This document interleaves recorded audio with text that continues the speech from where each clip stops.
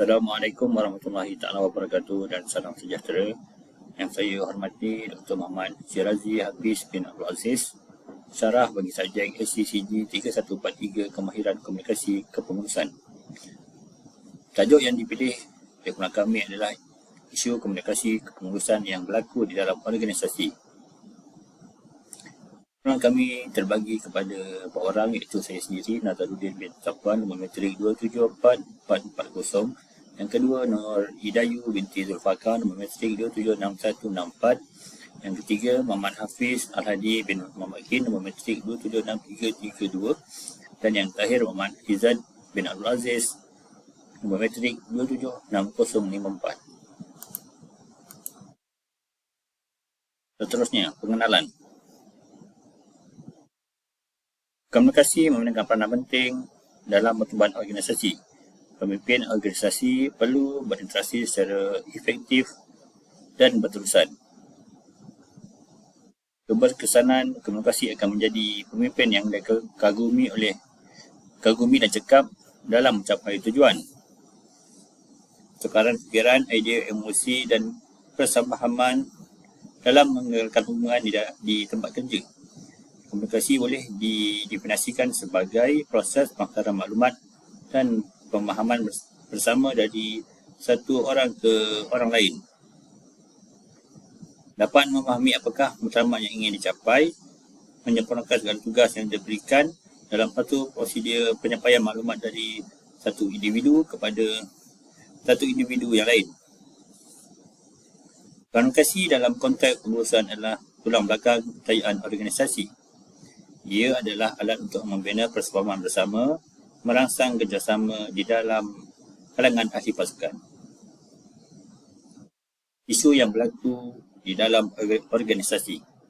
Komunikasi yang berkesan dalam konteks pengurusan adalah elemen penting untuk kejayaan organisasi. Terdapat 5 isu utama yang dihadapi oleh pengurusan dalam konteks komunikasi organisasi. Yang pertama, matlamat organisasi tidak jelas. Ia mewujudkan ketidakpastian, kekeliruan dan akhirnya boleh menghalang pencapaian matlamat organisasi.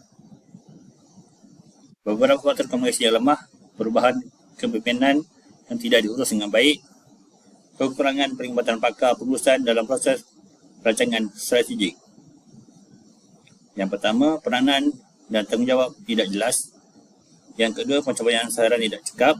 Yang ketiga, kurang motivasi dan pelibatan.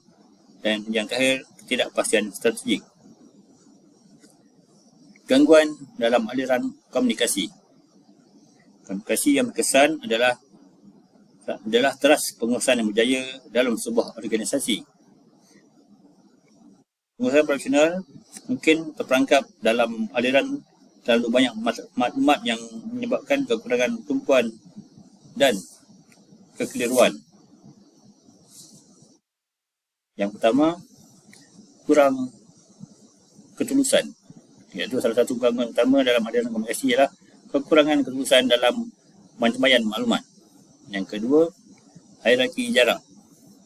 Hierarki organisasi yang terlalu ketat boleh menyebabkan jarak komunikasi antara peringkat pengurusan. Yang ketiga, jurang budaya. Perbezaan budaya antara ahli pasukan, pengurusan atau pejabatan yang berbeza boleh menjadi halangan serius dalam aliran komunikasi. Yang keempat, keterbatasan teknologi. Penggunaan teknologi yang tidak mencukupi atau kekurangan kemahiran dalam menggunakan alat komunikasi moden boleh menjadi gangguan. Dan yang kelima, konflik dalam politik organisasi. Konflik dalaman dan politik organisasi boleh menjadi halangan utama kepada komunikasi. Persaingan atau perselisihan faham dalam kalangan ahli pasukan pengurusan boleh mengakibatkan penahanan maklumat atau komunikasi tidak jujur. Kekurangan ketulusan. Kekurangan maklumat yang terbuka dan jelas boleh mewujudkan ketidakpastian, menghalang keupayaan untuk bekerja secara kolaboratif dan mencapai matlamat bersama.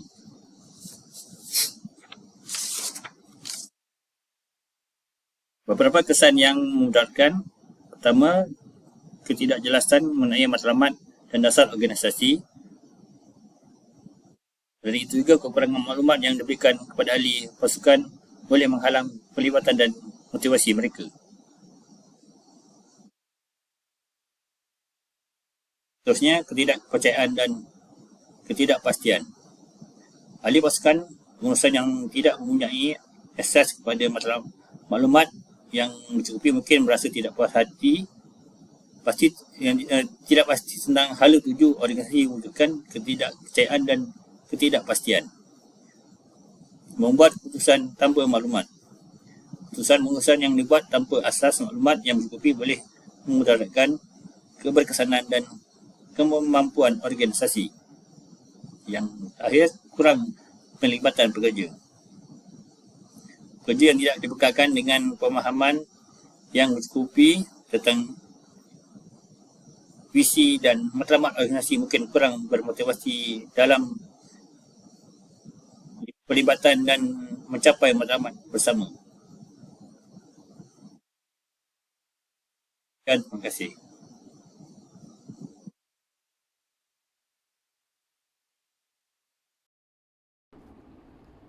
Assalamualaikum, saya Nur Idayu binti Zulfaka. Nombor matrik saya 276164. Saya akan menyambung slide yang seterusnya, iaitu antara isu yang biasa terdapat dalam organisasi ialah kerana kurang pelibatan dan penyertaan. Yang pertamanya kerana kefahaman yang rendah terhadap matlamat dalam organisasi. Yang kedua, jurang maklumat. Yang ketiga, ketidakpuasan dan ketidakpastian. Elemen-elemen dalam proses komunikasi pengurusan dalam menyelesaikan isu yang tidak dikenal pasti dalam organisasi. Elemen yang pertama adalah elemen pengenalpastian matlamat komunikasi, boleh dipecahkan kepada penjelasan matlamat organisasi, memahami keperluan maklumat, pecahan keutamaan, dan akhir sekali ialah pengukuran prestasi komunikasi. Elemen yang kedua ialah elemen pembangunan mesej yang berkesan. Pertamanya, memahami konteks dan halayak. Yang kedua, ketepatan dan penjelasan. Yang ketiga, empati dan keselarasan emosi. Yang keempat, penglibatan dan interaktif. Dan yang terakhir sekali ialah ketekalan dan pengulangan. Terima kasih. Assalamualaikum warahmatullahi wabarakatuh. Saya Muhammad Hafiz Al-Hadi bin Muhammad Kin, nombor matrik 276332. Elemen seterusnya, elemen pelaksanaan komunikasi yang cekap. Melaksanakan komunikasi yang cekap termasuk memilih saluran komunikasi yang sesuai dan masa yang sesuai. Pertama, penubuhan budaya terbuka. Budaya terbuka perlu diwujudkan dalam organisasi. Ini termasuk dasar yang menyokong pertukaran idea yang terbuka dan tanpa halangan. Yang kedua, mekanisme maklum balas berstruktur. Mekanisme maklum balas berstruktur perlu dilaksanakan untuk memberi peluang kepada ahli pasukan untuk memberikan maklum balas secara tetap.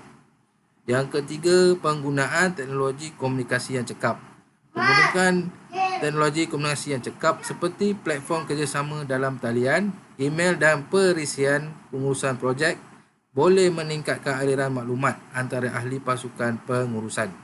Yang keempat, pelibatan pemimpin sebagai contoh.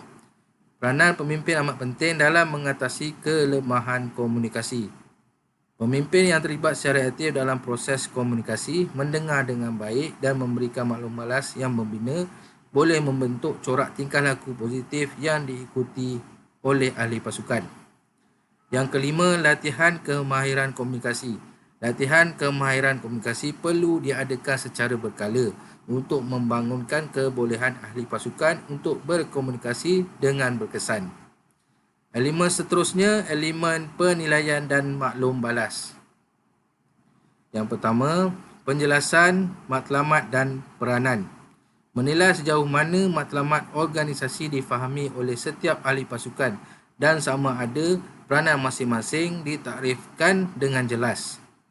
Yang kedua, analisis aliran maklumat. Menilai sejauh mana maklumat mengalir dengan berkesan antara ahli pasukan pengurusan, sama ada terdapat kesesakan atau kehilangan maklumat. Kemudian, penilaian proses membuat keputusan. Mengukur keberkesanan proses membuat keputusan termasuk tahap penyertaan atau pemahaman terhadap keputusan yang diambil. Seterusnya, maklum balas berterusan.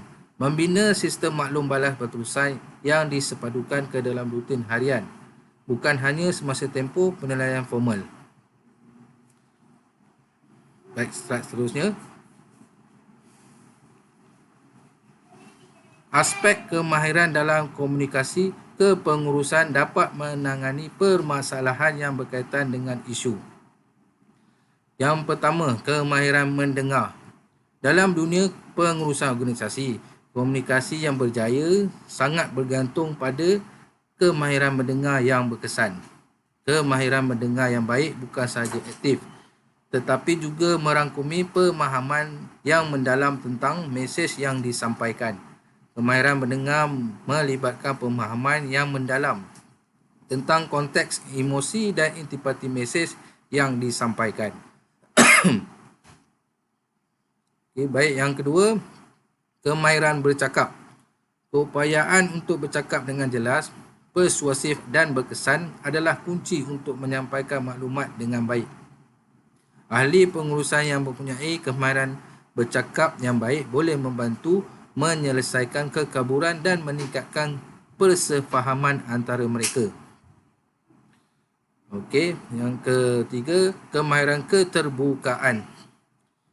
Kemahiran dalam mewujudkan dan mengekalkan keterbukaan boleh membantu dalam mengatasi ketidakpercayaan dan ketidakpastian. Komunikasi yang terbuka mengurangkan kemungkinan masalah kekurangan komunikasi berlaku.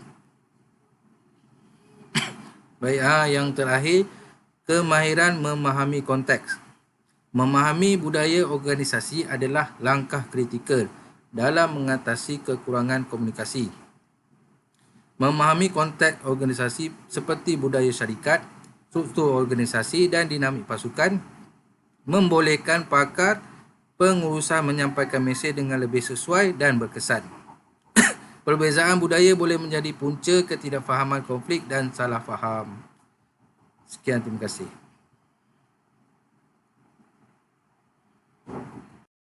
Assalamualaikum warahmatullahi wabarakatuh. Saya Muhammad Izzab bin Abdul Aziz, nombor metrik 27604. Saya akan meneruskan perbincangan iaitu cadangan strategi komunikasi pengurusan yang boleh dilaksanakan dalam mengatasi permasalahan. Yang pertama adalah pendekatan keterbukaan dan keterusan. Pendekatan yang menggalakkan keterbukaan dan keterusan boleh membantu untuk mengatasi kekurangan komunikasi dengan membina kepercayaan di kalangan ahli pasukan. Komunikasi terbuka termasuk perkongsian maklumat yang jelas mengenai dasar matlamat organisasi dan juga perkembangan semasa. Seterusnya adalah sesi komunikasi interaktif. Mengadakan sesi komunikasi interaktif seperti mesyuarat pasukan, forum perbincangan atau bengkel yang boleh menjadi strategi yang berkesan. Sesi ini menyediakan platform untuk ahli pasukan bertukar idea, memberikan maklum balas dan menyatakan kebimbangan mereka. Okey, seterusnya adalah penggunaan teknologi komunikasi. Memanfaatkan teknologi komunikasi seperti platform kerjasama dalam talian,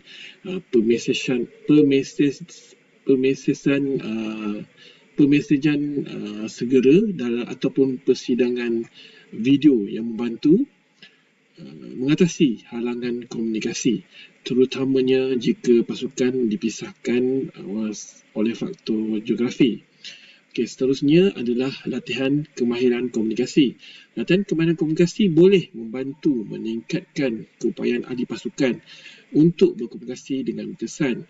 Latihan ini mungkin termasuk kemahiran mendengar, pengucapan awam, menulis dan komunikasi dengan sensitiviti budaya. Ahli pasukan mempunyai kemahiran komunikasi yang baik lebih berkemungkinan mengelakkan salah faham dan membina hubungan kerja. Kesimpulannya, komunikasi dalam organisasi memainkan peranan yang penting bagi memastikan segala maklumat serta masalah yang wujud dalam kalangan kaki tangan diselesaikan dengan baik. Dengan adanya komunikasi, seseorang dapat bertukar pendapat serta dapat menyelesaikan masalah yang wujud dalam organisasi tersebut dengan baik tanpa wujudnya sebarang konflik.